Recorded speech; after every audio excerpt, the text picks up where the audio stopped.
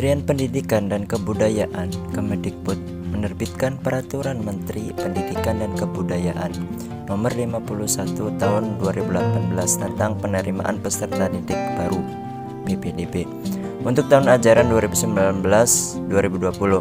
Menteri Pendidikan dan Kebudayaan Mendikbud Muhadjir Effendi menegaskan bahwa PPDB tahun 2019 merupakan bentuk peneguhan dan penyempurnaan dari sistem zonasi yang sudah dikembangkan. Sistem zonasi ini akan menjadi cetak biru yang digunakan oleh Kemendikbud dalam upaya untuk mengidentifikasi masalah-masalah yang ada di pendidikan, khususnya di sektor pendidikan formal dan non-formal. Kemudian juga untuk mencari formula penyelesaiannya sekaligus juga mencari jalan penyelesaian masalah-masalah itu secara terintegrasi, secara menyeluruh. Disampaikan Mendikbud Muhadjir Effendi dalam taklimat media di kantor Kemendikbud. Secara umum, tidak terdapat perbedaan signifikan antara Permendikbud Nomor 51 Tahun 2019 dengan Permendikbud Nomor 14 Tahun 2018 yang mengatur PPDB pada tahun ajaran sebelumnya. Pada tahun ajaran baru mendatang, PPDB dilaksanakan melalui 3 jalur, yakni zonasi, kuota minimal 90%, prestasi, kuota maksimal 5%, dan perpindahan orang tua peserta didik, kuota maksimal 5%. Dalam PPDB tersendiri itu banyak kontroversi, ada yang kontra dan ada yang juga pro.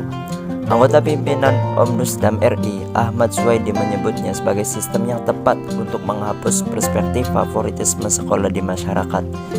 Itu yang saya sebut perspektif masyarakat tentang favoritisme. Masyarakat sekarang ini berangan-angan anaknya semua masuk sekolah favorit dengan segala cara. Ia menilai hal itu sebagai tidak adil karena menciptakan sekolah-sekolah favorit yang mayoritas berada di kota-kota besar atau di pusat kota. Itu sebenarnya tidak adil dan tidak merata. Semua orang akan lari ke sekolah tersebut. Kenyataannya, sekolah favorit itu hanya ada di kota-kota besar dan di pusat-pusat kota, kata Ahmad Suwaidi. Lalu, apa pendapat pelajar tentang PPDB ini? Mari simak pendapat mereka. Menurut saya pribadi, saya kurang setuju. Soalnya gini, lebih mementingkan sumber daya manusia dalam hal kepintaran ataupun serta lainnya. Nah, seandainya dalam zonasi kita sendiri ada salah satu sekolah tapi tidak berakreditasi yang A ataupun B, minimal kan B. Nah, kemampuan kitanya lebih, tapi sekolah itu tidak mempunyai kemampuan yang lebih.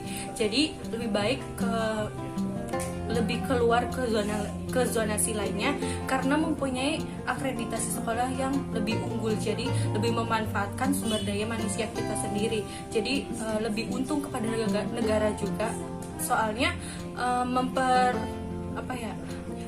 lebih menguntungkan juga kepada kita ataupun ke pihak-pihak lainnya seperti guru ataupun apa, karena kita kan mempunyai kreativitas dalam belajar yang lebih, jadi lebih menguntungkan jika semakin diasah dikelola sumber daya manusia akan lebih meningkatkan gitu, kayak kedepannya kan ya seperti tadi, jadi lebih menguntungkannya, bukan menguntungkan di satu daerah saja. Mungkin ada pro dan kontranya, adapun yang tidak setuju dan setuju kalau seandainya setuju dalam tidak ada pengalihan zona jarak, tetap dalam zona itu saja, seperti sekolah warga terdekat hanya bisa sekolah di situ saja, kemungkinan lebih tidak memanfaatkan sumber daya kitanya, yaitu kepintaran kita ataupun lainnya. Jadi seandainya tidak ada kemampuan dari sekolah tersebut yang memungkinkan anak-anaknya bisa ke depannya lebih baik atau gimana, nah kayak seperti sistem pembelajaran yang kurang efektif ataupun itu akan merugikan dari si pelajarnya sendiri yang mempunyai kreativitas yang tinggi. Urip sing awit MA ning sedurung ana sistem zonasi wis pondok.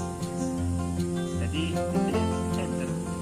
sistem zonasi di pondok terus sistem zonasi di formal luar pondok itu kan beda.